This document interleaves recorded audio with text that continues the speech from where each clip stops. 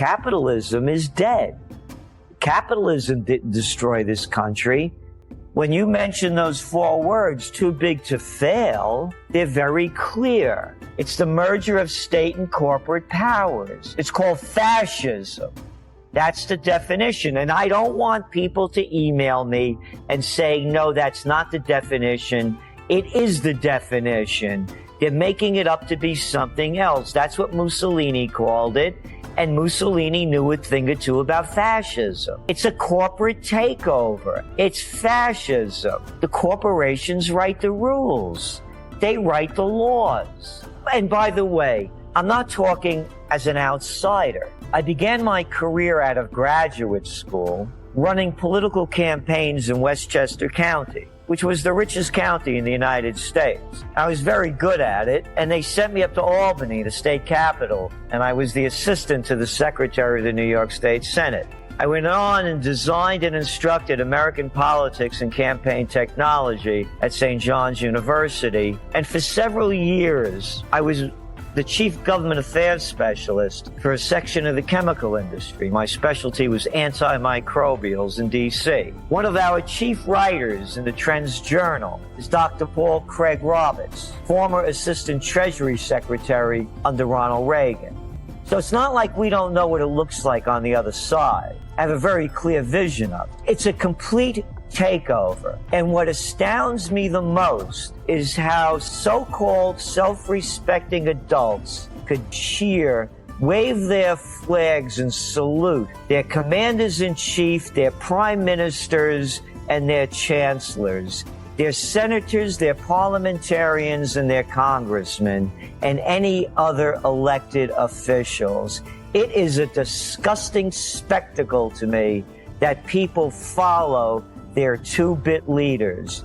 Whether it was Mussolini, Hitler, or all the rest, go through history right up to the present. To me, it's a freak show. It's a carnival show. The people pay for the tickets to go to the circus and look at the freaks and go to the sideshows.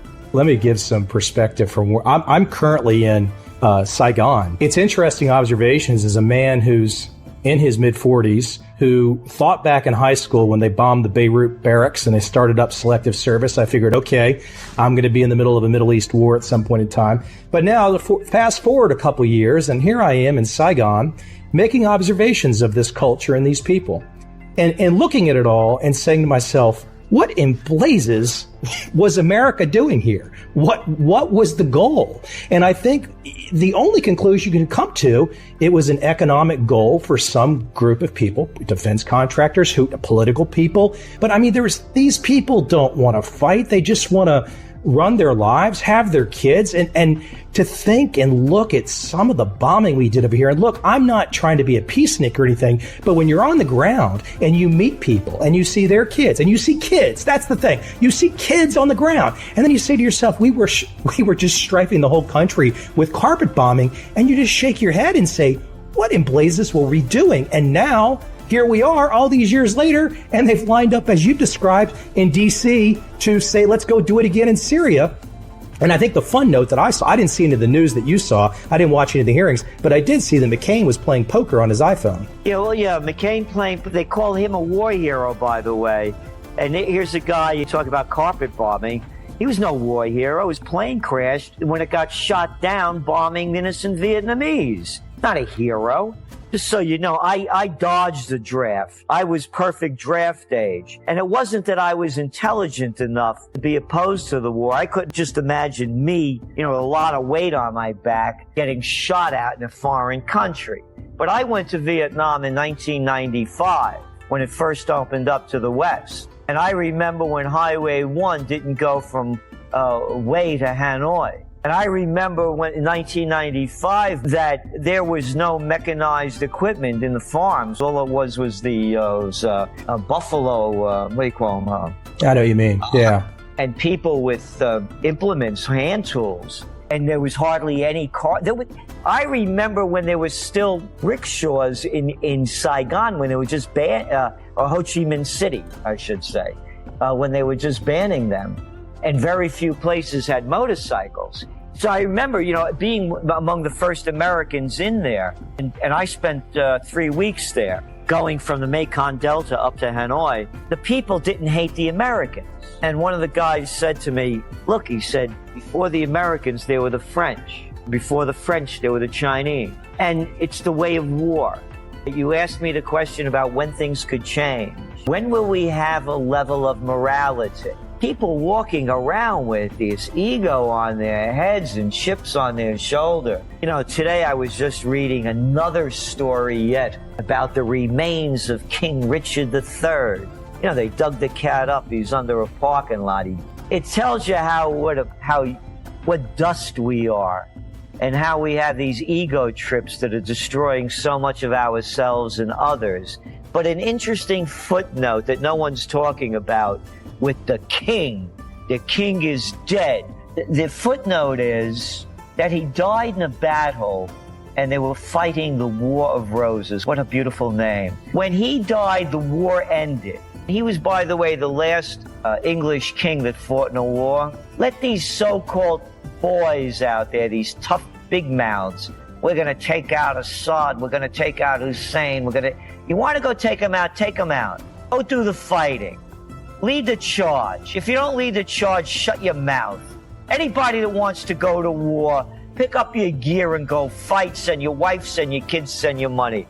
You said you're not a peacenik. I am. I'm not a pacifist. Anybody tries to attack me, I'll take them out as quick as I can. And I mean that. I'm a second-degree black belt in close combat. I don't bother anybody. But if somebody's going to bother me, be prepared to die. But I don't go looking for a fight.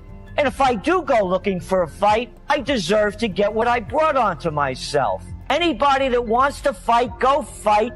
Keep me out of your psycho trip. And the United States and their coalition of the willing, you got a bunch of guys and women on a psycho trip. I heard Barbara Boxer. I heard another one. Who was it over there? Another woman senator from New Hampshire. You should have heard the war talk spewing out of their mouths. I'm tired of hearing, if only the women were in charge, there'd be no war. These women had warhawk mouths as big as the rest of the little boys in the crowd. There was not one guy, not one woman there calling for peace or saying, hey, no foreign entanglements. That's what our country was founded on. You're doing what you're doing. I'm doing what I'm doing. When enough people start doing, it's very simple.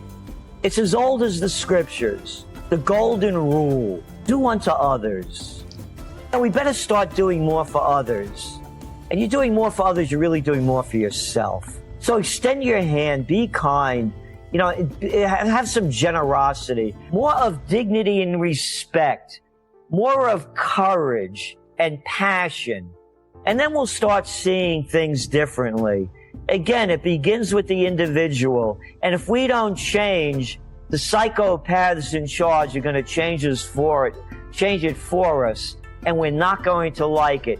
We create the future, unless you want somebody else to.